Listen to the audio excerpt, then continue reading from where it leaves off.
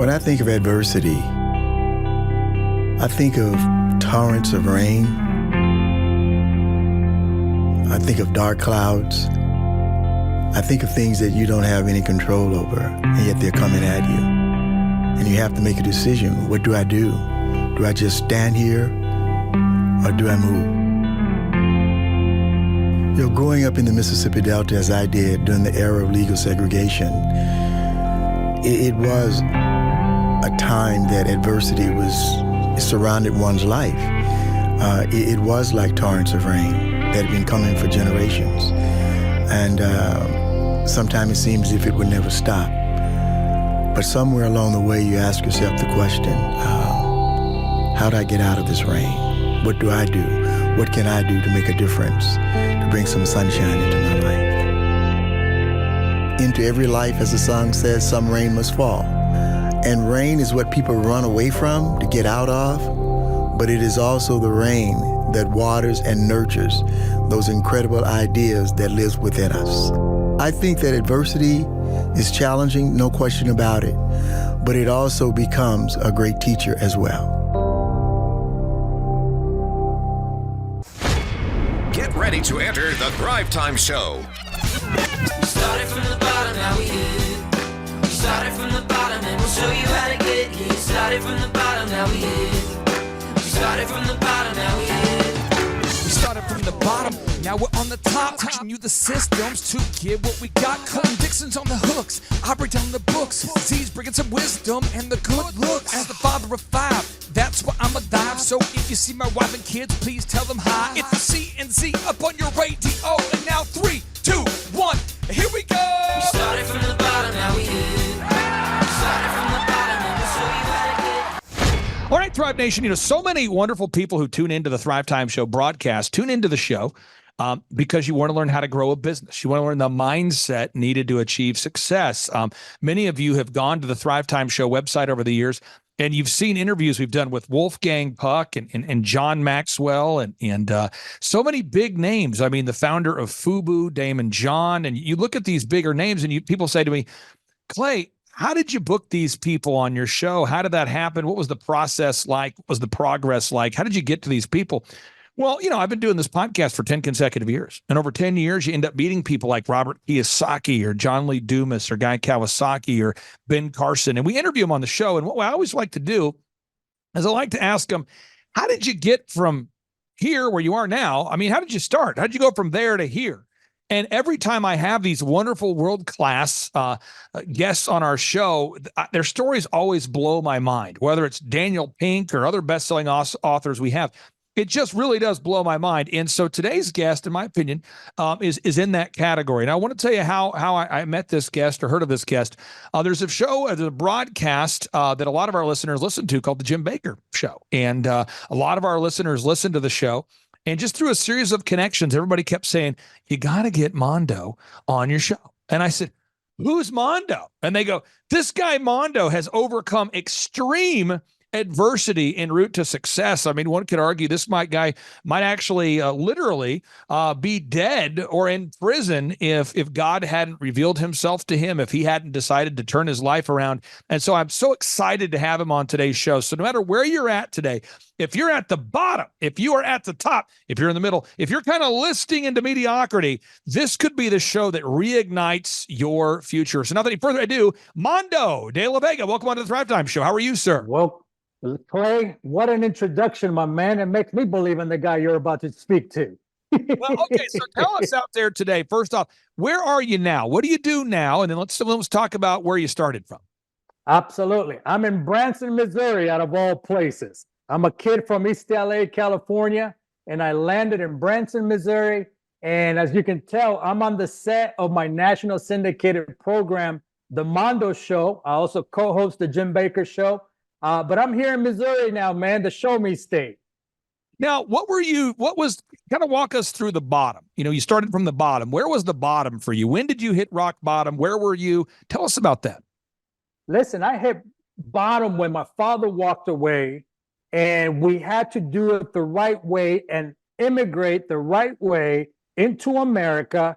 And I found myself in a place called Los Angeles, California, the breeding ground for gangsters. In the 80s and 90s, there was a revolution of an explosion of gangsters in the streets of Los Angeles, California. And by the age of 7, 8 years old, I found myself in the neighborhood of East LA, California, the breeding ground for gangsters. Now, you got to understand, America was used to watching the mobsters in Chicago and New York, but they never expected an explosion of gangsters from East LA, California, that literally took over America in the music scene, with hip hop, with NWA exploding into the scene, movies like Boys in the Hood, American Me, Blood In and Blood Out. That was one of the breeding grounds for myself. And I found myself alone in the streets of Los Angeles, California, with a single mother, my sister and myself, broken, bruised, battered, confused, not realizing what just took place, because it felt like in 24 hours, we went from being a family to in 24 hours, life was different. The streets of Los Angeles, California began to breed killers and thieves and gangsters, and I found myself identifying with this people, yet I didn't realize what just took place. Now, you got to understand, America has always been the promised land. America has always been the land of the free. Yet I found myself not feeling free. The streets of Los Angeles, California has a lot of rules, Clay. And those rules led to either prison, either led to what we call it mi vida loca, is the 3 dots that I talk about in my book. Either you end up in prison for the rest of your life, dead, or you end up in the hospital. And here I'm 8 years old, already identifying as a gang member, Clay, not realizing what the future was holding. Now, where can people go to if they want to, hear the rest of your story or engage with you? Then we'll kind of get back into your path here. But where can they go to find more about you and what you're doing right now? Listen, they can go to, I think people don't like to go to websites anymore. People like to go to social media, Instagram, of course, Facebook for the older folks, right?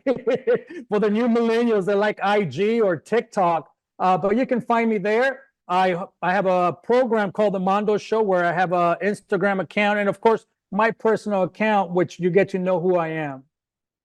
Now, let's talk about this for a second. So you obviously found yourself at the bottom. And by the way, I'm going to pull this up on the screen so people can see that you are, in fact, the host of a show. People can look you up right now, make it easier for you. I'll put a link in the show notes, folks. But again, this is the show here. Many, many people know about the Jim Bakker Show, but in a world we have billions of people and thousands of shows, maybe some people haven't watched your program yet. So I encourage you to check out the Mondo de la Vega Show. It's on the Jim Bakker Show channel there, and I'll put a link on the show notes so people can find it. So when did you find yourself at the bottom, and when was that moment where you said, okay, I got to turn this thing around? Or how did that happen? Absolutely. Listen, what happened is that I think everyone that lives in the gangster world, so to speak, understands that death is always around the corner. Death was always knocking at the door. The moment I woke up and I put my foot outside the door, death was already there, meaning the threats and of course the police, but also the threats from other rival gangsters we were coming after each other. So we were living in survival mode constantly. I lost hope. I lost hope in a way that most people lose hope. Yet inside, I didn't feel like I was worth anything. Now you have to understand, Clay, the gang reminded me every single day not to make plans past 18 years old because I was not going to live that long. And if I live to be 18 years old, you're either going to be in prison the rest of your life or you're going to be in a wheelchair. Therefore, I found myself living in survival mode and living in such an adrenaline that all I wanted to do is get through the day, not realizing that I lost who I was. I didn't understand the trauma of losing my father and the trauma of not understanding what the street life was calling for really changed who I was as a human being. I didn't know who I was anymore. I lost control. The fighting and the stealing and the gangbanging and the low riding, I got lost and became so narcissistic just to be able to survive. Yet there was an emptiness inside of me, an emptiness that the low rider shows were not being able to fill, the women, the money, listen, if crime didn't pay, why would we stay long enough to see it come true, right? There's times that crime does pay, and crime was paying off. I mean, we were making money, we were doing the cars and the respect and all that. Yet there was such a void. Why? Because I couldn't find the peace that I was searching for, Clay. Now, three things began to ignite the change in my life. And I talk about this because this is not just a book about a gangster that finds God. This is about a little boy that found himself in a turmoil of life. And it so happened to be that the gangster world embraced me, raised me, but also disposed of me, right? After you're no good to them, you're pretty much, you're a living dead man by that time. But three of the most powerful words that I heard at that time began to be the catalyst that changed my life. And this is what I believe, that when you have the courage to step into someone else's world, you can change it. My sister changed my life by saying these three phrases. What if God is real? What if prayer works? And what if you have a different destiny? I didn't believe in God anymore. I didn't believe in the power of prayer, let alone I didn't believe I had a different destiny, Clay. But when those three statements was made by my sister, it began to open up the realm of what if there is a God? And if there is a God, I got a few things I got to talk to him about. And if I have a different destiny than what my gang has been telling me about, I want to know what that destiny looked like. I didn't want to end up in prison the rest of my life. I didn't want to end up dead knowing that I had an opportunity to discover my destiny. And I didn't want to live my life without purpose. And I believe that when you read this book, you're going to rediscover the purpose and the destiny that each and every single one of us was born to live out. Now, let's talk about this for a second. So the book, I'm going to get into the book here in just a minute, kind of do a deep dive. But what was your first job, or how did you go from L.A., the gang life, into, did you go work fast food? Did you wait tables? Did you go, I mean, how did you transition from that, financially speaking? You know, what's so funny is that I depended on everything that we had to do in the street life in order to monetize our lifestyle. And I knew that my background was not going to allow me to go get a 9-to-5 job. I knew already that society had high standards that I could not meet. So what I began to do, Clay, is I began to volunteer, because it was not about the money for me. It was about to discover what I was born to do, to rediscover what my destiny was, right? So I began to volunteer at this place called the Dream Center in Los Angeles, California, with Pastor Matthew Barnett. And Pastor Matthew Barnett believed in me and gave me a job. He gave me a job to drive his guests around. That's when I knew that this guy didn't care about where I come from. He saw potential in me. And he entrusted me with his high-profile guests to drive them around, but yet I wasn't making a living. Now, they gave me a place to live, and they fed me 3 times a day. But you know what? It was not about the money for me in the beginning. The first 5 years of my life, Clay, I volunteered at this Dream Center, and I gave my life to it to find out who I was. That was enough to get me through the day. You know, and so then from that point, working in the Dream Center, you at some point you transitioned into where you're a best-selling author. You have your own show. There's so many great things going on. Could you share with us a little bit of kind of those next steps from the Dream Center, where Pastor Barnett was so gracious to give you that opportunity? How did you get yourself over to Missouri and now into hosting this great show?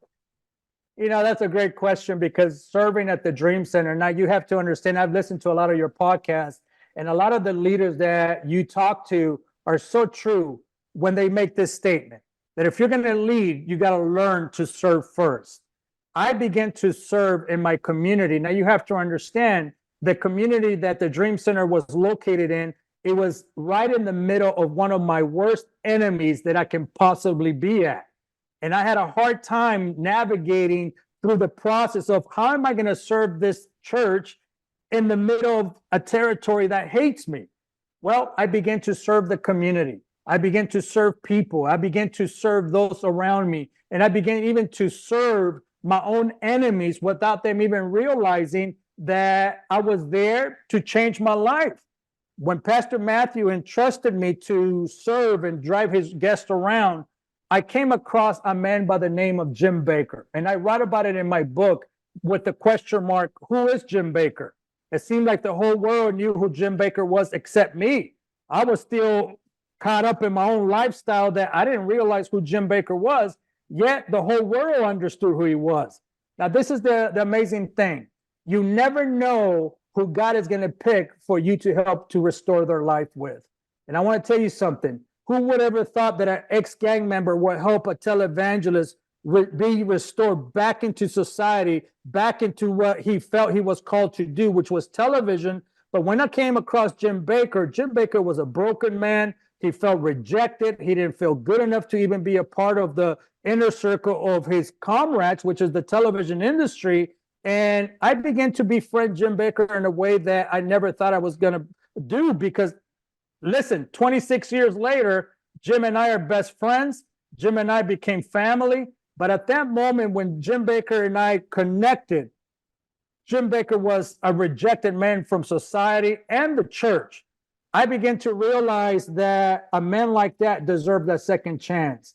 Hey, guys from the streets get shorter terms than this guy was given. And my process was, if I learn to serve, then I will begin to find what I was fulfilled to do in this world and find the giftings. And who would ever thought that a place like the Dream Center with Pastor Matthew Barnett and a man like Jim Bakker will connect me to what I'm doing today. Now, you have to understand, I had the dream. A lot of people have dreams, but they never do anything with them. As a little boy, I had a dream to be on television. Yet I was so far away from that dream because I was caught up in the gangster world. And back in the 80s and 90s, it's not like today's gangsters that they're all over TikTok and they're all over Instagram. Back then, you were not even allowed to even be taken a picture of, let alone appear on television. Today, I'm doing what I felt I was called to do with my own show as a syndicated program through the PTL network, by my connection with a man that was the founder of Christian television. Now, this is something I'm taking notes over here, and I'm just thinking about this. You know, Saul, in the Bible, if you read the book of Acts, you won't like Saul very much. Saul used to feed Christians to lions. I'm not kidding. This guy, Saul, used to run around, and his job was to round up, herd up, find Christians, and to get them to renounce their faith. And if they did not, he put them to death. This is what Saul did. Now, God revealed himself to Saul and revealed himself in a powerful way. Saul changed his name to Paul, and he went on to write 13 books of the Bible. And many pastors would tell me it's 14 books of the Bible. So all I can say is the guy who wrote the majority of the New Testament was a guy that many thought was unredeemable. And so there's somebody watching right now, and they're looking for that redemption. They're looking for that ability to know that they can do it. And there's somebody out there watching right now, and you have someone in your life, and you're going, wow, this person here in my life, I remember them when they were a young kid, and now they're off the path. I remember them when they were a young kid at my youth group, and now they're off the path. There's somebody out there you're watching right now, and you're either thinking about yourself or you're thinking about somebody else. You're thinking about somebody in your life right now who is either it's you or someone you know where you're like, wow, they are off the game. They are lost. And you might feel like you need a lifeline. Now, ultimately, I'm going to point you to the great book. I'm going to point you to the Bible. But I'm also going to point you to a good book. I think everybody should check out a copy of your newest book here called My Crazy Life: The Moments That Brought a Gangster to Grace. I think it's a very powerful testimony and a very powerful inspiration and maybe even a guidebook to get somebody unstuck. Can you walk us through the book? Obviously, there's a lot of meat into it. We only have an opportunity to interview you for about 30 minutes today, but walk us through what kind of lessons can people learn in the new book, My Crazy Life: The Moments That Brought a Gangster to Grace. And I'll put a link for people who want to purchase the book in the show notes. What kind of lessons can people learn in the book there, sir? Absolutely. I think the first thing is to remind people that we are all human beings that have been traumatized by life. Second, there are moments in our lives that bring us to a grace moment. Every moment that has played a part to who we are today has made up of moments that are either moments of despair, moments of rejection, moments of acceptance, moment of forgiveness. This book is going to walk you through the process of finding the courage and the ability to take authority over your own life. Understanding when you understand that the power of forgiveness unlocks the vision that God has for your life, it will change the trajectory of your future. So much is tied up to the past, or emotions, or direction, or dreams, or vision, or passion, or desires. Someone in the past has the key, yet you unlock it when you have the ability to take authority and learn to forgive from your heart. This story is about reminding you that your story can ignite the vision and the dream for someone that has given up on their own life. I cannot tell you that I have a chapter that will teach you all about why gangsters go into a gang, not because they're tough, but because they're broken kids, because they're rejected kids, not because they're killers and they're Pablo Escobars. No, we're young boys and young girls that were just wanting to fit in and wanting to be someone that someone can value. Yet the only door that was open at that moment was the door that the streets opened and gave us enough value that it became important to us. Yet at the end of the day, it also talks about, do you have the courage to walk into someone else's world and challenge them by saying, what if God is real? What if prayer works? And what if you have a different destiny? Listen, every relationship that you come across may have the key to help you to get to where you need to be. Don't despise small beginnings, the Bible says. But it also, I want to remind you, do not despise the relationships that come into your life. Listen, I didn't realize who Jim Baker was, yet Jim Baker held the key to my destiny to fulfill what God had called me to do. Sometimes your destiny lies on what everyone else is rejecting. Oh man, we can build on that right there, because everyone rejects what doesn't look good. Yet that may be the key to unlocking the power of listen, I had to go through the process. In this book, I talk about the baptism of the soul. What does that mean? It's not a Christian theme. I'm talking about everything that changed that made me be a gangster in order to be a survivor on the streets of Los Angeles, California. There's a spiritual connotation that lies within a baptismal of the streets, yet it's connected with your destiny. I talk about the power of learning how to trust. Clay, there's a lot of people that have lost trust on a lot of things. People have lost the trust in their own government. People have lost the trust in their own family members. Yet we are the most disconnected generation in history, probably. Yet we have to learn that is everything that we want to fulfill in our lives has to deal with the inner man. I help you walk you through the process of learning how to forgive from your heart. I share about my father and learning to forgive my father. I also share about how my father was murdered in front of his doorstep, and yet here I was hoping to build a future with them. Listen, I didn't believe in marriage, Clay. I didn't believe in having kids. Remember, the streets told me, do not make plans past 18 years old. Therefore, when all my homeboys and all my homegirls were having babies and leaving them on the streets, I protected myself because I didn't know if I was going to stay alive to even be a father. Yet, today, I'm a husband, a father of twins, and guess what happened? Happens to be the daughter of one of the daughters of the Lennon sisters, the famous Lennon sisters from the Welk Show. You know, in my book, I share a story of how I knew about the Lennon sisters. I never met the Lennon sisters. This is about a book about dreams. Don't give up on your dream. This is about don't give up on what God has called you to do, because the most unexpected place will be the place of a reminder that God is with you. Here I am on a jail cell, and they're beating us to death, and the radio comes on, and Dick Clark comes on. All of a sudden, he says, I'm going to play music from the Lennon Sister Hour. I never knew who the Lennon Sister was, but I thought about, Man, I wonder what that living room is like with the Lennon sisters. They're singing the songs and they're sharing family stories. Yet I felt rejected. I didn't have a family anymore. I didn't have anybody that I could call home. My mother was working 4 jobs a day. My sister was doing her own thing. Our family unit did not exist. Yet years later, the same people that I was listening to in that jail cell are now in my own living room, singing the same songs, singing the same, telling the same stories. Bro, that's a God thing. Now, I want to bring this up for everybody out there because I want to give people just a little encouragement. And I do not do this for authors often. So I want to give people a very clear offer here.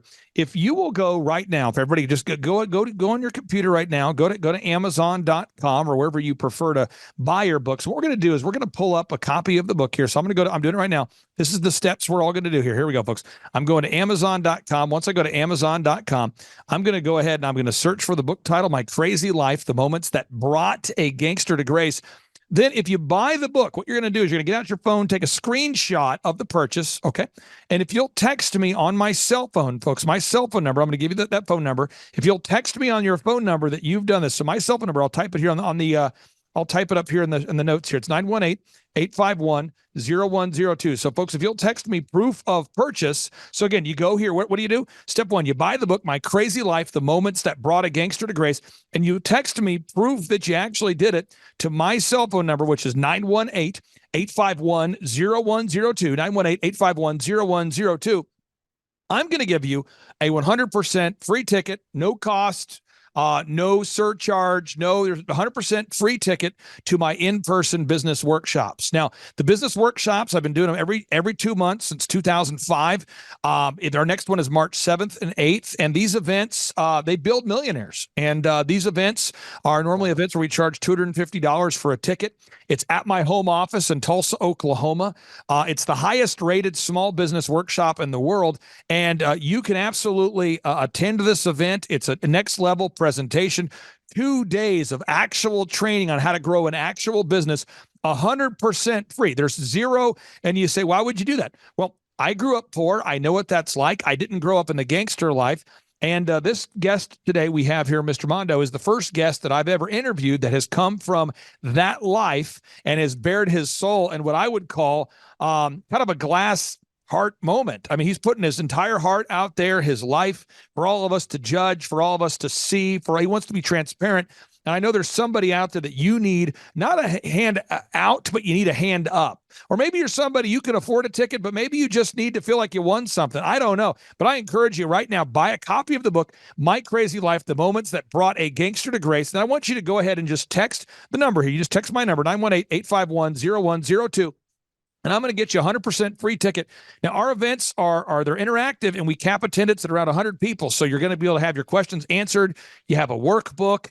There's 15 hours of training. It's at my office in Tulsa. I promise, folks, it'll be a life-changing event for you. And if you click on testimonials, you can see over 2,000 documented success stories. Not people that just learned something, but people who actually applied it and have gone on to grow super successful companies. So again, repeat, buy the book, My Crazy Life, The Moments That Brought a Gangster to Grace.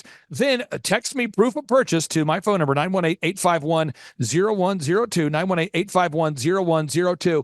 Text proof of purchase, and you'll get an absolutely free conference ticket for our next in-person thrivetimeshow.com workshop. Sir, I'm going to give you the final word out there. I really do believe in what you're doing. I know your heart. I'll give you the final word. What would you say to everybody out there who's taking notes, who maybe just needs a final word of encouragement? Absolutely. My word to you is don't give up on God. Don't give up on your dreams, and don't give up on your family. We all have success within us. We all have a reach. And yet, all you have to do is take the first step to do it. Sometimes you have to say, excuse me, I got to go get my life right. Excuse me, I have to go start my own business. Sometimes in life, you have to excuse yourself from the moments that you're in right now in order to know what your future is going to look like. I don't know what it looks like for you, but I knew what it would look like for me if I didn't leave the gang at that moment. I risked everything. I risked my life, my reputation. I left my cars. I left my money. I left homes. I left everything to follow what I felt God was calling me to do. And the one thing I gained was peace of mind And I understood that if I can make it, you can make it. Mondo, thank you so much, brother, for carving out time for us. Thank you for writing the book, and we'll talk to you soon. Thank you, sir. Take care. All right, Thrive Nation. Sometimes you find yourself at a place in space where your business is stuck, or maybe you have a dream to achieve massive success in a certain area of your life. And what you need is a coach. You need a mentor or a coach or somebody to show you the proven path and someone to guide you down that proven path. And years ago, I met a man by the name of Clay Stairs, who had been very successful as the head of a church camp. He ran a very successful church camp. Many of you might know the name. It's called Shepherd's Fold. He had done it successfully for years. He had led the ministry.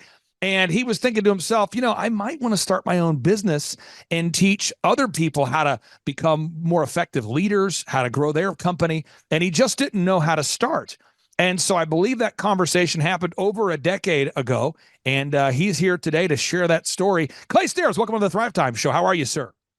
Clay, I'm doing fantastic. It's good to be with you on the Thrivetime Show, brother. Yeah, it was. I'm actually reading back in some of my old journals. And it actually happened in 2011 was our first conversation with that fundraiser that we did together. So 13 years ago, you and I connected. And I remember you were at my office, and I had such a great chemistry with you. We were helping you raise money with our call center. Our call center was teaming up with you, and we were teaching your call reps how to make calls.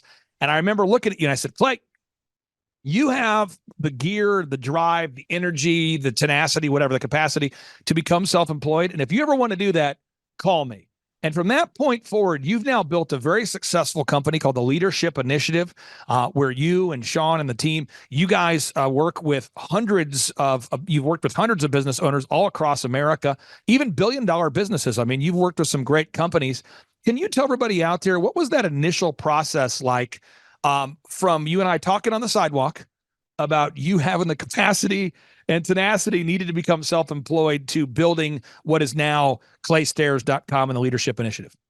Yeah, Clay, I think it all began with this feeling that I think many people have of being in a spot where it's not that we were unhappy and life was terrible. Life was pretty good, but I knew that there was more to me than I had tapped into. And I wanted to tap into that more, but I knew that the position that I was in at Shepherd's Fold Ranch was not going to be able to get me to that place where I wanted to go. And so as I began to feel that and think that and start looking around at what are my options, that's when I met you. And when you brought up the idea of starting your own thing, Clay, I never saw myself being a business owner growing up. I always thought that I would run a ministry, but I never really thought that I would be a business owner. And so the movement, the path that you have brought me along over this past 13 years has been amazing in changing my life, changing my children's lives. I would even go so far as changing my children's life. But I think there's so many times where people are in a spot where they know there is more to them than they've tapped into. They just don't know the steps. They don't know, how do I tap into that? How do I do that? If I just had a path. And I think that's been something, looking back over the last 30 years in my life, that's been something that the Lord has worked into my life over and over and over and over again, is providing a path for people to get from where they are to where they want to go. Now, I'm going to walk people through kind of the linear path, and I'm not trying to rush you, but I want to make sure that we end on time, start on time, end on time, because we've got a lot going on today. I know you're very busy now. You're now an elected official. Can you tell people what's your title these days? Because you run a business, but you're also an elected official. What's your title, sir? Yeah, our whole idea at the Leadership Initiative is to help you as a business owner grow a business that actually is a vehicle that helps you get to your bigger goals. And time freedom and money freedom. So we found, about 3 years ago, Clay, we had reached a point in the company where I was not having to come into the office every day and had time freedom. And you and I were having a lot of conversations coming through the whole COVID mess. And remember one day it was you that said, Clay, I think you need to run for office. And immediately there was a click, and I said, Clay, I will run and I will win. And so in 2022, I ran for the House of Representatives in District 66 here in Oklahoma, and we won that campaign. And so now I've just finished my first session as a representative over in the Oklahoma Capitol. And again, that website is okforclay.com, okforclay.com. Now, what I want to do is I want to get into this idea of called shalom for a second. Someone says, what is shalom? Again, if you look at the word shalom and you look up the Hebrew meaning, what this means is it's a relationship that is complete. It's perfect. You might call it symbiotic. You might call it a win-win. You might call it like photosynthesis, like the trees need the water. They need the air. Theoretically, if trees are growing, then the water and air benefit from it. It's a win-win relationship. And that's what I look for with clients, because most of my clients I've worked with them for 6 years or longer. I don't want to work with someone for a month or to give someone a quick checkup from the neck up. I want to help people down a proven path. And so I'm going to pull up your website. I want people to know about the absolute agony and maybe just psychological nudity that you went through when we first started working together. And so we're going to go up claystairs.com. Let me pull it up real quick, claystairs.com.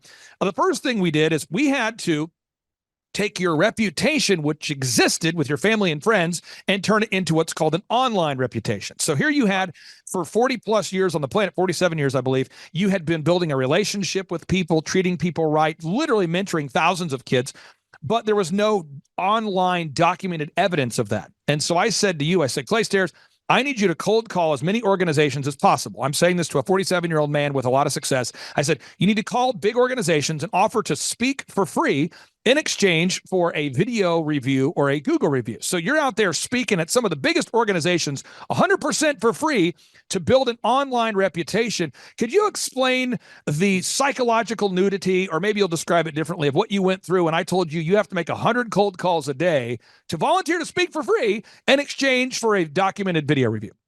Yeah, nudity is probably not a bad idea, just emotionally nude because of the vulnerability. Clay, I had never been in the sales world before. I'd been a teacher and coach, a high school teacher and coach for 15 years, and then moved into working and running the ministry at Shepherd's Fold Ranch. And I had never done sales. I was always really good with people, could always teach, train, mentor, and lead, but I never knew how to do that sale. So when you right off the bat started saying, hey, Clay, it's time for you to get out and start making phone calls, that was a world I had, not only did I not know anything about, but I had an emotional aversion to it from the very beginning. And Clay, I remember early on, one of those first meetings, you just went over to a computer and started putting together an idea of what the website would look like. Do you remember doing that? I do. I mean, you were just going a mile a minute on the computer, designing this, designing that. And it was at that point that I began to really buy into this idea of the path. I just need to walk down this path. Now, if you go here to thrivetimeshow.com/millionaire, folks, you can download this book for free. It's called The Millionaire's Guide to Becoming Sustainably Rich. But we had to guide you down this path. So this is what the visual path looks like. We had to figure out your revenue goals. And I remember that because that first year, you were paying me a monthly fee. Just to be very, very clear, folks, I charge clients a flat rate of $1,700 a month, and we make a 20% profit margin. That's how we do it. It will scholarship certain people, but Clay Stairs was a full freight paying client. And my goal is to bring in more revenue than what you're paying me. But I told you, you will not bring in any revenue until we have an online reputation. So that first box, determining your revenue goals, that was painful. Box 2, determining the break-even numbers, that was very, very painful. Box 3, defining how many hours you were willing to work, that was painful because you're like, I'm willing to work every hour to make this work. You were doing that. Box 4, determine your unique value proposition. That was a little fun. because we got a chance to do the logo and the website and the print piece and the videography and photography. And the pain was able to stop for a moment. The branding, that was kind of fun. The video reviews and documenting those and organizing those. The three-legged marketing stool, that was fun to build. It's the theory of it. Now we get into execution. And this is where I want to really focus before we wrap up today's interview.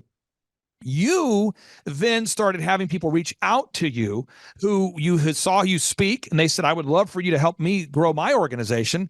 And that was very exciting. Also, the cold calls that you were making, they started to produce fruit, and clients started to say, yeah, I'll be willing to take you up on your offer. I would like to be I'd like to try out your service for a month or two. And you took those initial seeds, you watered them. You were diligent, you were kind, you were caring, you grew those businesses, and now you have a flourishing coaching or business growth company. Can you talk about seeing those first, like seeing the little plant life come out from the soil, those early leads going, Clay, I remember you told me, Clay, people from my speaking event want to hire me. Clay, the people I've been cold calling on the nights and weekends, they're calling me back. Could you explain what that feeling was like? Yeah, Clay, it actually began to work. Go figure.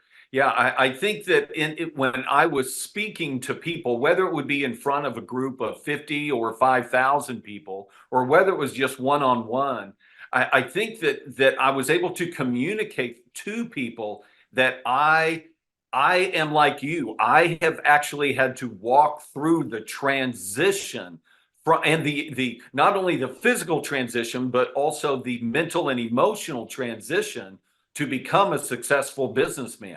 And I think, Clay, there's been over and over and over people that have come to me and said, Clay, you get it. You get me. You understand what I'm talking about. I feel like you're relatable. I can follow you. And so when that began to happen, I remember one of my first clients that said yes. It was like, well, I didn't know what to do. It's like, do you remember the first speaking event that I got down in San Antonio? Yep. They said, hey, we want you to come. How much do you charge? And I was just completely taken back. I was like, will you pay for my hotel? I mean, and that's what they paid my hotel. And I remember this. And just so you know, for anybody out there that wants to know my wins, I want my clients to bring in more revenue than they're paying me. That's my entire goal. I don't want anybody to be paying me more than than the fruit they're seeing. And that's why I tend to not want to work with startups unless they're very diligent people like yourself. Now, fast forward 13 years down the road, you're now an elected official. Claystairs.com is booming. And if I had to describe what you do for clients, basically, if you have a computer is the hardware, and then you have the software. The software is kind of like the operating system. And in our relationship, my team does a lot of the back end support, photography, videography, web development. So basically, you do exactly what we do, and then we supply the back end support. And so you're almost like the hardware, and we're the software, or vice versa. Could you, for anybody out there that wants to know, how can you help businesses grow? Like, give us kind of the 60-second, what can you do? What do you do at claystairs.com to help businesses grow? Yeah, I think the primary thing, once again, is if you know where you want to go, I am very confident with the leadership initiative that we can help you get there. We have the path to help you. It's not like getting on the phone once a week and going, what do you want to do? There is literally a proven path to get there. Now, Clay, I do have some people, when I talk to them about steps 1 and 2, what are your goals? They don't know where they want to go. They don't know what they want to do. And that can be a very difficult place to begin.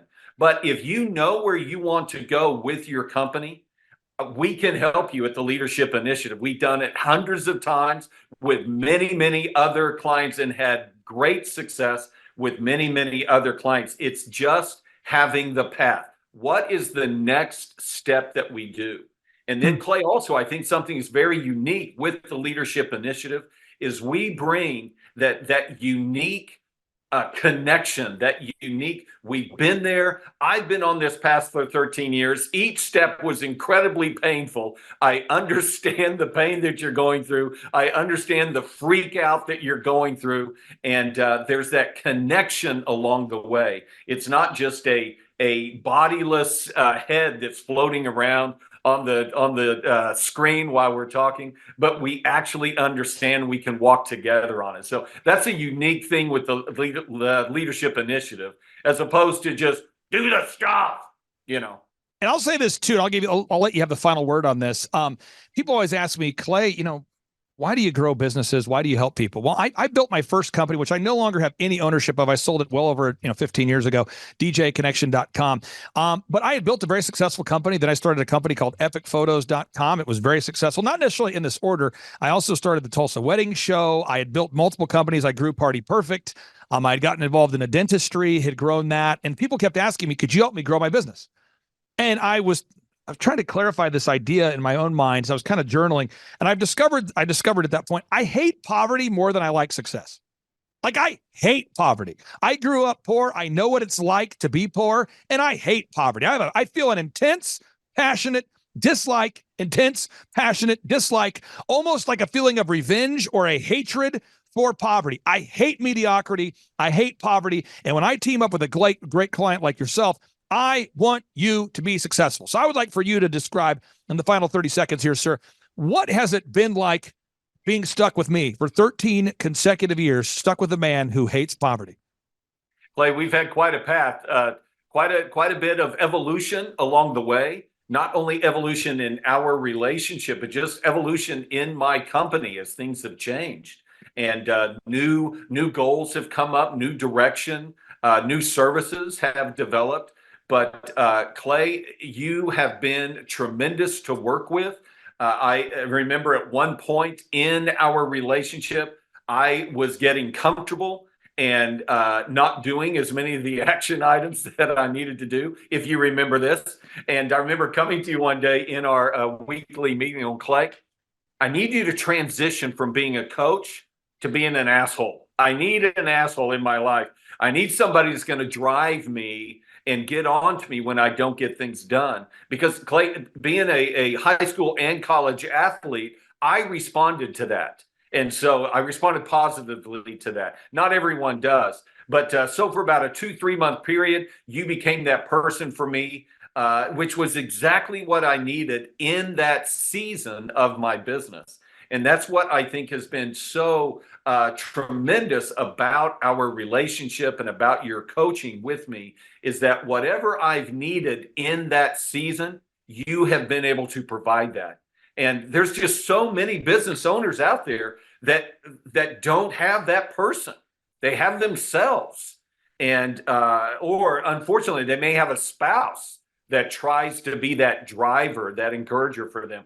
And that can be really hard. So people like you and I, business coaches doing what we do, we bring along that word in season, that step in season that you need to take. And it's incredibly fulfilling for me to, like you were saying, to be with clients that do their action items, that work through the struggle and get on the other side and experience the freedom. It's so incredibly fulfilling. I'll say this too. Final thoughts here. We do conferences. I've been doing conferences, every 2 months since 2005. Think about that, folks. I've been doing conferences literally for 19 consecutive years. I used to do them in Vegas, do them in Florida, do whatever. And so we host these in-person Thrivetime Show workshops every 2 months. They're interactive. And so many people reach out to me and ask to speak. And I say, no. Sometimes I'll say, no, or no, or hard pass. But one of the few people that I allow to speak at our events is you. And you do a great job co-hosting those events. And so if anybody wants to meet you, connect with you, they can learn more about you at our in-person workshops. Also, if they're looking for a coach or a mentor, you actually do on-site leadership training. Again, that website is claystairs.com, claystairs.com. You've also written multiple books that are phenomenal. You can find those at claystairs.com. Clay Stairs, I really do appreciate you. You're a great friend. It's wonderful to work with you. Have a great day, sir. Thanks a lot, Clay. Appreciate you. Bye. All right, Thrive Nation, on today's show, what we're going to focus on is how to grow a successful company. So what I'm going to do is I'm going to pull up a graphic that is the theory of how to grow a successful company. But vision without execution is hallucination. And so if you go to thrivetimeshow.com/millionaire, you can download a book that I have written called A Millionaire's Guide, How to Become Sustainably Rich. You can download it for free at thrivetimeshow.com/millionaire, but you have to actually implement that which is in the book. And so on today's show, we're joined by a very successful person in the home building business, a great friend of mine, a man by the name of Aaron Antis. Aaron Antis, welcome on to the Thrivetime Show. How are you, sir? I'm doing great, Clay. Thanks for having me on. Hey, so I got to ask you this for the people out there that want to prove you're not a hologram. First off, what's the website for your company so people can verify that you are, in fact, a real business? You bet. It's shawhomes.com. SHAWHOMES.com. Shawhomes.com. I'm pulling it up, shawhomes.com. Pulling it up. That's the website, shawhomes.com. Yep. And when you and I met, before we met, you had been already very successful as a home builder. You turned your dream of being a home builder guy into reality. Yeah. So how many homes had you sold, or what kind of sales had you done in your career as a home builder guy before you and I even met? Before we met, probably about 750 million in sales prior to meeting you. And then you did the year we first started working together. What were the sales totals that year? We were at like 19 million. 19 million. And then when you ended 2022, obviously we're in 2023, and so we'll see how this year ends. But as far as ending 2022, how much sales did you do last year at the end of 2022? 2022, we were at like 84 million. Okay, so from 19 million to 84 million. 84 million. So you're doing some things right here. And what we're going to try to do is kind of demystify the plan here. Okay, so here we go. So establishing revenue goals. Yep. When you and I first started working together, we started off with a 13-point assessment. We went over your goals. Mm-hmm. I'm not going to ask you to share your goals on the air, but why is it important that you have goals? Well, I mean, goals are sort of your guideposts that, you set something out there in front of you and you start chasing after it. And without that, you're just kind of floundering in mediocrity. You don't have any reason to get up in the morning and really get after it. And so, I think goals are, you can have lots of different types of goals. And we've talked about a lot of this. We've talked about, having financial goals and having, fitness goals and having friendship goals and just all these different areas. I know you've got the F6, so that's kind of something that, we touched on very early on. You asked me, like, is one of your goals more income or is it more time? And so I said, well, really at this point, it's more income. And then later it became more time. So, it's changed over the time I've known you since 2016. We're going on 7 years and the income went up considerably. So now it's, turned in the last couple of years towards more time. Now, the break-even numbers, again, I'm not asking you for the numbers on the show, but you guys have a lot of fixed costs. I mean, if you go to shawhomes.com, you've got framers, you have plumbers, you have the tile people, you have so many skilled people, you have a full-time sales team, you have an admin staff. And if you don't sell a house, you still have the service of the land, you still have all the overhead. Why is it important for every listener out there to know their break-even point? How many deals they need per month just to break even? Well, yeah, because you're going backwards real quick, and it doesn't take very long if you're at the beginning of your business. It doesn't take very long for you to be in a place where, the creditors are knocking at your door and you're, you can't pay your bills, and all of a sudden you're going to lose all for us, all of our trades, all of our suppliers are going to start backing out. So, you've got to know what that number is that lets you tread water so that, okay, this is the worst case scenario. Everything above that, at least I'm into the profit zone. So, you go out of business pretty quick. Most businesses don't last more than just a few months if they get below that break-even number. So now, folks, again, these might seem like simple steps, but they're all the linear steps you have to take to create time freedom and financial freedom. And if you want to grow your company, this is how you do it. Box number 3, though, is you have to know the hours you're willing to work. Now, your incredible wife is here off camera. It's for accountability. So at any point, she could yell like, "Hey, man," or "Boo." But you guys are on the same page with the hours you're willing to work. And you guys, as a couple, I want to brag on both of you. You guys both committed to sacrificing time and energy and a lot of things to get to where you're at in life. Yeah. And then as you had your children, you raised them, you decided to devote time to raising said kids. And now that your kids are older, you're devoting time to raising these kids. So it's not like you abdicated being a parent while also growing a company. You did both well. I'd love to get your thoughts on sitting down with your spouse, if you're watching this today, or your significant other, and making sure you're on the same page about how many hours per week you're willing to work. Well, yeah, I mean, you don't want to grow a business to, make a whole bunch of money just so you can split it in half later. Oh, because that's kind of what happens when you don't work out those details ahead of time. And so my wife and I have been married 25 years. We've been together for 4 before that. And so yeah, 26. Did I just say 25? But real quick, I hate to do this to I you. just got in trouble. I hate this. Your wife just turned 27 on Thursday, and what you said is 100% false. Okay, so the unique value proposition here. Now let's talk about this. Whether it's growing a home building company, or a dog training business, or a haircut chain, or a carpet cleaning franchise, or whatever business we're involved in helping to grow, you have to sit down as a listener out there, as a business owner. You got to figure out what makes your company unique. Absolutely. So I want to ask you, what makes Shaw Homes unique in the marketplace with other home builders? Yeah, we have more furnished and decorated model homes than any other builder in the market. So, a lot of times people, when they walk into a home and they're trying to decide if they like the floor plan, the layout, whatever, most builders in our market have an empty house that they walk into. It's just kind of echoes when you walk through it. There's no furniture or anything. And we completely, as you can see in this little video here, we completely furnish and decorate it, make it beautiful. We are the most award-winning builder in the state of Oklahoma. That's true. We've won like 5 times as many awards as any other builder in the market. So definitely that is one of our big, takeaways. And I'm going to throw you under the bus real quick, and I don't mean to do this super passively aggressively. It'll just be more of a subtle passive aggressive. When I met you, you guys had all these awards, but no one knew. That's true. It was like this weird, bizarre thing where you had all these awards. I remember talking to you, and I'm like, what makes you guys different? And you're like, we do a good job. And you're being nice about it. You're a good salesperson. But I said, well, tell me about the awards. And you're like, well, we got this award, that award. This is true. This award, like 45 minutes later, it's like that award. This award, I need to shave now. This award, that award, I need to go brush my teeth. This award, that award, I want to go mow the lawn now. This award, that award, I'm thinking about retiring. This award, that my kids are turning 18. I can see it. This award, you're just going, and this award, and that award. And so we put those on the website, and that helped.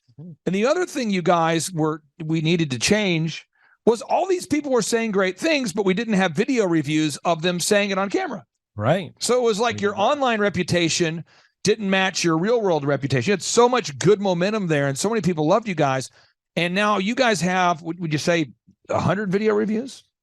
Oh gosh, I would say more than that. We've got, we have a lot. And every week you could just keep scrolling and scrolling and scrolling. I was scrolling. And this is actually all that's on this page. If you go to our YouTube channel, we have way more than this. So yeah. So again, and this is all the stuff. You're going to grow a successful company, folks. Step 1, you got to figure out your revenue goals. Step 2, you got to figure out your break-even goals. Step 3, sit down for an hour in a power. Sit down with your spouse. Make sure that you guys are on the same page of your hours you're willing to work.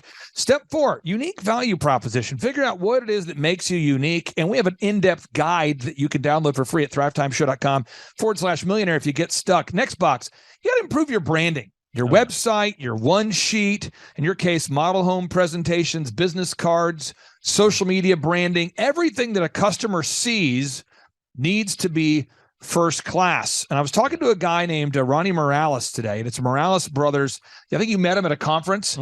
He told me this, and I'm not slamming Ronnie. Ronnie, if you're listening, I'm not slamming you. This is a real thing. Ronnie said he listened to our show for 7 consecutive years before ever reaching out. And now he's reached out, and he's up 57% in about 8 months. That's awesome. And we're going to put his story on part 2 of today's show because he's in Texas, cool. And he's 7 years behind you. Yeah. But he's doing a great job. Good for him. What do you think that thing is where people have bad branding and they are not, we're not aware of it? Is it someone hasn't brought it to our attention? What causes bad branding? The number one thing I hear business owners say is, well, I don't really need good branding because I sell everything by word of mouth. Oh yeah, baby. Like I've got such an incredible reputation. You do. That everybody just comes to me by word of mouth. Yeah. And then it's like, okay, yeah, but how much business did you do last year? Well, not very much. And, I'm really unprofitable, but I've got great, reputation out there, and I get a lot of word of mouth. So when people switch over to starting to improve branding, I know you helped us a lot with that in just creating a lot better looking website, creating we've got an office environment now that is, when people walk into our model home, they are blown away. We truly wow our customers when they come to our model homes. Yep. It's a one-of-a-kind experience in the state of Oklahoma. And the process of that, just going through branding it so that it looks really top-notch. And, that includes everything from, marketing to all of your senses and everything else. So it just really brought us to another level. And when the customer comes in and experiences us after having walked through other builders' homes, they usually come in and go, you guys are just on a whole nother level. It's sights, sounds, smells, experiences, everything that your customer sees, they're grading you on. And you might not know that they are even judging you because they're not filling out the form. And I have a funny story to share with you that's kind of sad. I was working with a fitness guy years ago, and I'm not going to tell you what state he's in or what city, folks. But I know you want to know, but I'm not going to tell you. And he filled out the form because his wife wanted him to schedule a 13-point assessment. He did not want to. Yep. And he tells me, Clay, honestly, I'm just doing the call because my wife wants me on the phone. And I got to, I don't get leads from social media. I don't get leads from marketing. I get all my leads word of mouth, like you were saying. And I said, well, let me just do this. Let's just, this first month working together, let me get all the passwords for your Facebook, your Google, your YouTube. And I'm just, as the first month, we do this with every single client. Yeah. We optimize your YouTube, your Facebook, your Instagram, your Twitter, all that. Yep. We log on. This is a fitness guy. He was spending like $400 a week every week on ads. Yeah. And he hadn't known, he wasn't aware that every time a lead came in, it got stuck in Facebook and went to an email address that he wasn't checking. Whoa. So think about this. That's not good. And it's like 15 to 20 leads a week for years this guy had. That's not good. And he didn't even, and so I'm going, you're spending, $20,000 a year on ads that you're not getting things from. And are you aware that the phone number on your site rings to a phone that's no longer a real phone? And I'm serious. This was real. And then he had before and after photos where somebody had the idea of let's get before and after photos, where you interview someone before they start working out. Yeah. But then they never completed the thought. You know what I'm saying? I do. Where it's like they interview them about getting in shape. Yeah. But then they never actually aired the part where they're in shape. Oh no. So it's just sort of like an interview with people that are not in shape. And I'm like, and again, he's busy guy, busy entrepreneur. That kind of stuff is very common. It's kind of laughable if it's not your company. Yeah. But okay, next box. You got to determine your customer acquisition costs. How much does it cost you to get a customer? So Aaron, you guys run ads on Google, on Facebook, on retargeting ads. You have massive signage. There's a lot of stuff you do. Yep. Why is it important to know how much it costs you at the end of the day to get an actual new buyer of a Shaw home? Well, because if you want more of those, you know what it costs to go generate more of those. And it's a cost where it's like, okay, well, I'm down in sales this month or this quarter or whatever, and I need 4 more sales to make it a good quarter here before the end of the quarter. And it's like, I know I can go put money into that and it's going to cost me X number of dollars per customer to get there. And so then it's just a matter of, do I want to spend that money to get to that point? So, for us, it's, a pretty high number because it's a big ticket item, but for some people it might be, very small to get that, each customer. But for us, it's, you got to know what the number is because ultimately that goes into the price of your product and whatever you sell, we're doing homes. That is one of our line item costs in our homes. That's what costs. Yeah. Now, if you go to any of the businesses that I'm involved in, you go to eitrlounge.com/staff. I put in the password here. Once I put in the password, I have all of the documents needed to run the company, and they're all saved. So the checklist for the manager, the opening checklist for the assistant manager, the bathroom cleaning checklist, everything needed to grow the company is all in one place. And therefore, the business, everybody who works there knows where to go to find those documents. This is the kind of stuff that fires me up and it makes other people crazy. Oh, yeah. So with the conferences we do, if we ever do a conference that's out of town, I have a checklist of stuff I print out. I know it seems kind of crazy for people, but this is real. I print it out and it's like, okay, socks. If I'm gone for 4 days, I want to have 12 pairs of socks. Why? Because it could be hot. I don't know. Could get wet. I don't know. I have a list of, deodorant and socks and shaving, and I have a laptop and a backup laptop, and I have patch cables and XLR cables, and we bring 3. You've seen all this stuff, but it's multiple monitors, backup monitors. It's backups for everything. When you guys build a Shaw home, you're not moving off of guesswork. There's blueprints, there's plans, there's systems, so houses don't fall down. There's somebody out here listening right now that doesn't have systems in place. They don't have checklists. Oh, yeah. They don't have it, and so they have to think about everything all the time, because if not, they forget a step. Yeah. What would you say is the importance of having taken the time to have built these systems now? It is the night and day difference between running around like your hair is on fire every day, constantly playing firefighter, or, you hear people say, oh, I'm up to my armpits in alligators, It's because you don't have systems and processes. And every time at Shaw Homes, every time that we have a problem come up, we automatically go, okay, what step in our system did this fall apart in? Yep. And what's broken in that step, and how can we fix it so it never happens again? So we go fix the process. We address the problem for the customer, but then we go back after that and we go, how do we fix the process so we don't repeat this problem? And the business owners that are running around with their hair on fire all the time, it's because there's no systems, no processes. Everything is urgent. Everything is hair on fire. Correct. And it is a chaos world that you live in. And if you're going to build homes for a living and build a lot of them, you cannot live in that chaos world. Now, this next box, I get excited about all these boxes. This is what I get excited about. This right here is what I care about. Okay. Oh, yeah. The next box is management and execution. Mm-hmm. You have people on your team, and I'm just going to give some examples, and I hope this benefits somebody out there listening. You have people on your team. It's their responsibility every time that you do a new house. Mm-hmm. They go out there and they design, or they get the blueprint on the website. Yep. They get the new a design of the home, because people want to see floor plans. Yep. So somebody's job is to get those up there. Yes. Somebody gets photos of every house that you guys are building. Yeah. Somebody gets videos of every house. Somebody puts them all up for sale. Somebody answers the phone every day. Yes. Somebody calls the leads every day. Every day. Somebody cleans the bathroom every day. Somebody builds the houses every day. Now, this is what I find, and I'm sure none of our listeners can relate to this.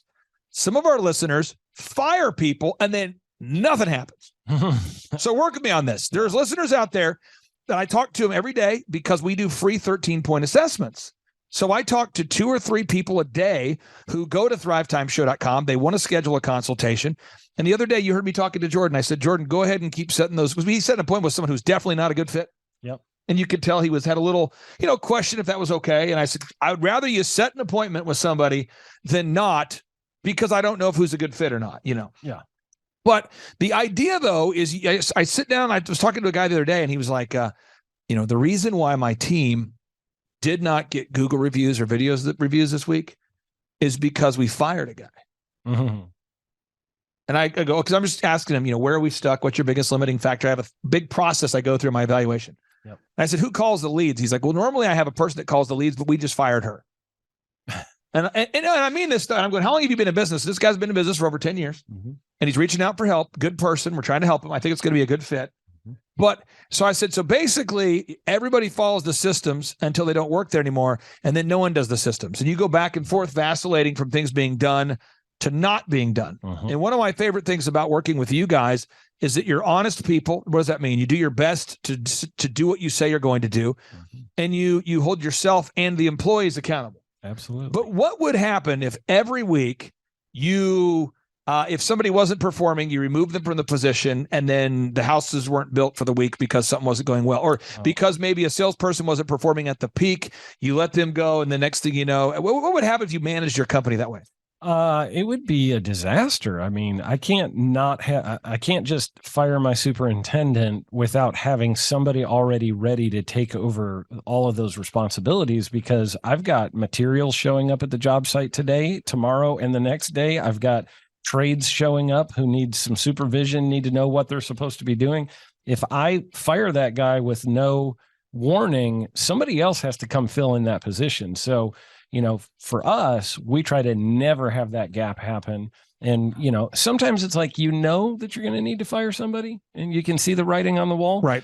But you want to get the next person up and ready to go before that happens. And you guys have a weekly meeting. So we talk a lot on the show from an employer perspective, but how frustrating would it be to be an A player employee and you're working for a C player boss?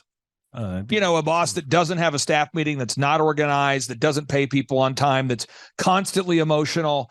I see that a lot. And so management is a learned skill. Yes, and thankfully, when I first met with you, you'd already really mastered, in my opinion, managing people. But this next box is where I thought we needed some help, was to build a system for constantly recruiting new people, because certain people work for Shaw Homes for 3 years or 4 years, and then they want to go move, they want to have a baby, they want to stay home, they want to get a new job. Yeah. And even though you have low turnover at Shaw, certain people get to their expiration date and it's time for them to move on to something else. Yep. And because we didn't have a process in place at Shaw at that time to consistently bring in a pipeline of new people, it made it difficult to do the management that was needed. Can you talk about the importance of implementing a human resources program for hiring, inspiring, training, and retaining good people? It's huge. I mean, that was definitely an Achilles heel for us, and you helped us a lot with that. Putting in where every single week I'm seeing potential candidates that could come work for us, and they're job shadowing and seeing what it's like to work in our company every single week. Yep. It does multiple things. It helps the people who work there to know, hey, there's other people who desire to come work here. Here we go. And, if I'm not doing my job, I might get replaced. So there's a little bit of that. And then it's also a thing of, the people who are shadowing get to see the job being done by people who are happy doing their job.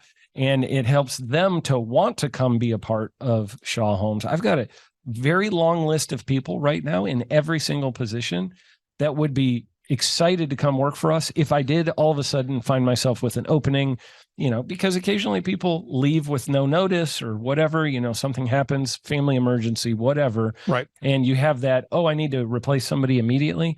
And the great thing about it is I have a whole bunch of people that I could plug into that position very quickly, because every single week I am interviewing. Now, the next box here is you got to do your accounting, and in order to earn millions, you have to automate your accounting. What does that mean?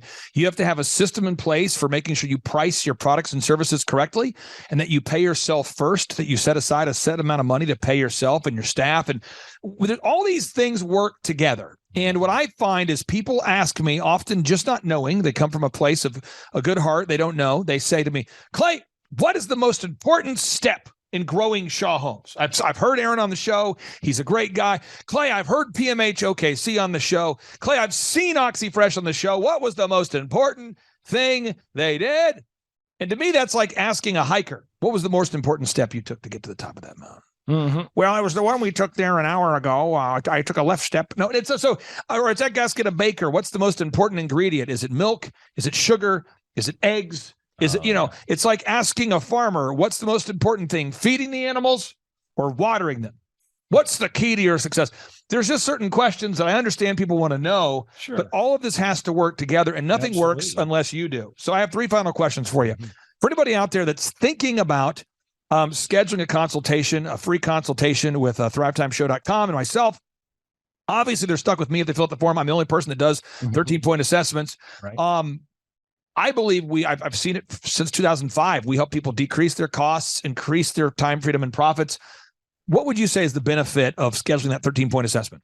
Well, actually, the 13-point assessment was very eye-opening for me. You asked me a lot of tough questions that I probably should have been asking myself and wasn't.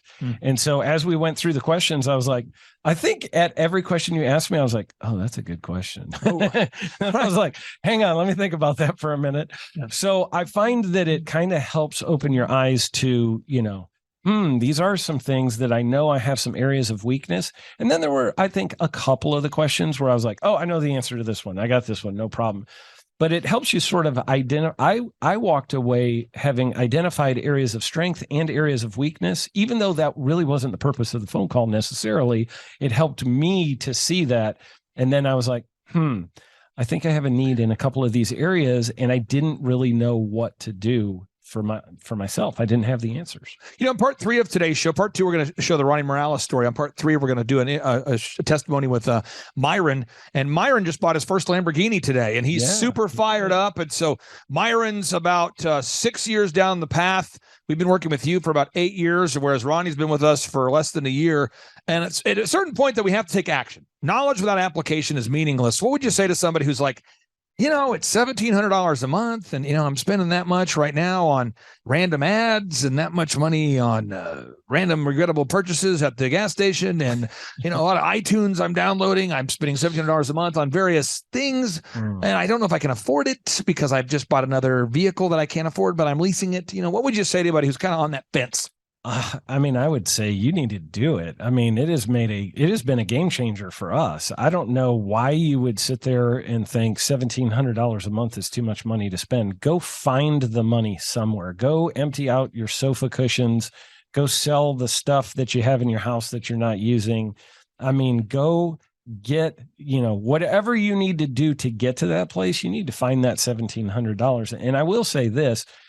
That cost was very quickly replaced with the extra money we were making. And I've actually seen, because I've been around you for a long time, I've seen a lot of your clients come in and right off the bat, they're real nervous about, am I going to be able to, because maybe they're a smaller company or whatever. Right. And they're like, I'm wondering if I'm going to be able to handle this $1,700 a month. And then I see them 6 months later and I'm like, how's it going now? And they're like, man, we're just hitting record after record. I have referred several business owners and they're doing great, that are killing it. And that, I'll give one example. I won't name the person, but I did send one of my very good friends to you who was on the verge of losing his business because he just wasn't able. He had bought another one of the shops of what he does. Yep. He opened it and it was not profitable and it was going to take under both of his shops. And I sent him over to you. And I remember about 3 months later, I asked him, how's it going? And he goes, man, we just had a record-breaking month. This was amazing. And by the way, said person just had another record-breaking month, just so you know. Yeah. And I know right now, not only does he have way more income, but he has a lot more time freedom because he's been working with you for many years now. And so it changed his life just like it changed my life. I would say if you're thinking about, doing a 13-point assessment, stop thinking, dial the phone, pause this video, make the phone call, reach out to Clay. Get it started right now. Now, final question I have is, I think people look at oxyfresh.com and they go, man, there's 500 locations now.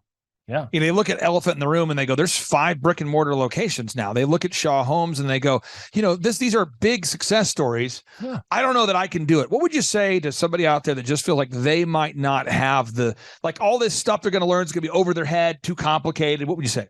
I would say the information, the ideas are easy. It's the application that is difficult for people. The ideas that you share, there's nothing that's like, oh my God, I don't have a PhD, therefore I can't do it.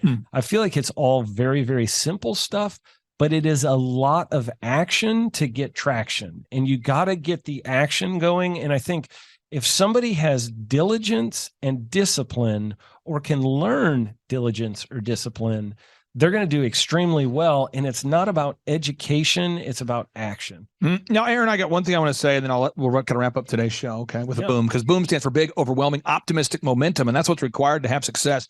People watching this, they're going, wow, Aaron, he looks like a normal guy. Well, that's true. They say, well, he sounds like a normal guy. Sounds like an all right guy. That's true. But the one thing you can't quite picture on the show, and I want to give that gift to you folks who are watching, is Aaron smells tremendous. It's like if you had smell-o-vision, if you could just get up there and just smell that, it's incredible. And it's really, it's his aroma that allows him to achieve massive success. So if you're out there and you're going, what's the secret sauce? It's not a sauce. It's more of just a smell. So I don't know if you qualify to have the kind of success he has unless you smell like he smells. It's a really tremendous smell. Okay, let's end this thing with a boom. Here we go. 3, 2, 1, boom. The Thrivetime Show 2-day interactive business workshops are the highest and most reviewed business workshops on the planet. You can learn the proven 13-point business systems that Dr. Zellner and I have used over and over to start and grow successful companies. We get into the specific steps on what you need to do to optimize your website. We're going to teach you how to fix your conversion rate. We're going to teach you how to do a social media marketing campaign that works. How do you raise capital? How do you get a small business loan? We teach you everything you need to know here during a 2-day, 15-hour workshop. It's all here for you. You work every day in your business, but for 2 days you can escape and work on your business and build these proven systems so now you can have a successful company that will produce both the time freedom and the financial freedom that you deserve. You're going to leave energized, motivated, but you're also going to leave empowered. The reason why I've built these workshops is because as an entrepreneur, I always wish that I had this. And because there wasn't anything like this, I would go to these motivational seminars, no money down, real estate, Ponzi scheme, get motivated seminars, and they would never teach me anything. It was like you went there and you paid for the big chocolate Easter bunny, but inside of it, it was a hollow nothingness. And I wanted the knowledge, and they're like, oh, but we'll teach you the knowledge after our next workshop. And the great thing is we have nothing to upsell. At every workshop, we teach you what you need to know. There's no one in the back of the room trying to sell you some next big get-rich-quick, walk-on-hot-coals product. It's literally, we teach you the brass tacks, the specific stuff that you need to know to learn how to start and grow a business. And I encourage you to not believe what I'm saying, and I want you to Google the Z66 auto auction. I want you to Google elephant in the room. Look at Robert Zellner and Associates. Look them up and say, are they successful because they're geniuses, or are they successful because they have a proven system? When you do that research, you will discover that the same systems that we use in our own business can be used in your business. Come to Tulsa, book a ticket, and I guarantee you it's going to be the best business workshop ever, and we'll even give you your money back if you don't love it. We've built this facility for you, and we're excited to see you. Hey, I'm Ryan Wimpy with Tip Top Canine, and I'm the founder. I'm Rachel Wimpy, and I am a co-founder. So we've been running Tip Top for about the last 14 years, franchising for the last 3-4 years. So someone that'd be a good fit for Tip Top loves dogs, they're high energy, they want to be able to own their own job, but they don't want to worry about, that high failure rate. They want to do that like bowling with bumper lanes. So you give us a call, reach out to us, we'll call you, and then we'll send you an FDD, look over that, read it, fall asleep to it, it's very boring, and then we'll book a discovery day, and you come and you can spend a day or two with us to make sure that you actually like it, make sure training dogs is something that you want to do. So an FDD is a franchise disclosure document. It's a federally regulated document that goes into all the nitty-gritty details of what the franchise agreement entails. So who would be a good fit to buy a Tip Top Canine would be somebody who loves dogs, who wants to work with dogs all day as their profession. You'll make a lot of money, you'll have a lot of fun, it's very rewarding. And who would not be a good fit is a cat person. So the upfront cost for Tip Top is $43,000.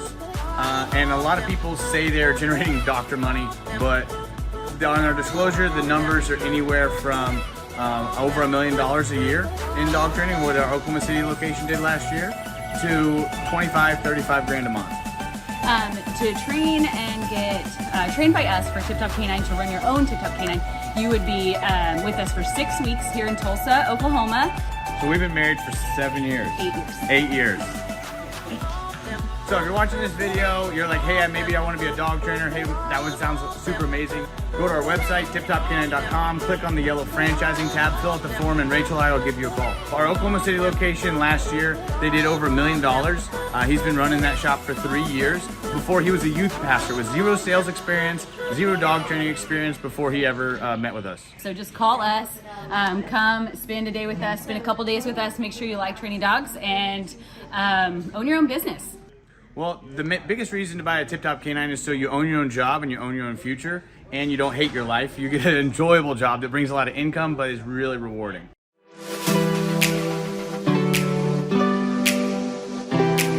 My name is Seth Flint, and I had originally heard about Tip Top Canine through my old pastors who I worked for. They trained their Great Pyrenees with Ryan and Tip Top Canine. They did a phenomenal job and became really good friends with Ryan and Rachel. I was working at a local church, and it was a great experience. I ended up leaving there and working with Ryan and Tip Top Canine. The biggest thing that I really enjoy about being self-employed is that I can create my own schedule. I have the ability to spend more time with my family, my wife and my daughter. So my very favorite thing about training dogs with Tip Top Canine is that I get to work with the people. Obviously, I love working with dogs, but it's just so rewarding to be able to train a dog that had serious issues, whether it's behavioral or whatever, and seeing a transformation, taking that dog home, and mom and dad are literally in tears because of how happy they are with the training. If somebody is interested, I'd say don't hesitate. Make sure you like dogs. Make sure that you enjoy working with people, because we're not just dog trainers. We are customer service people that help dogs, and so definitely don't hesitate. Just come in and ask questions. Ask all the questions you have.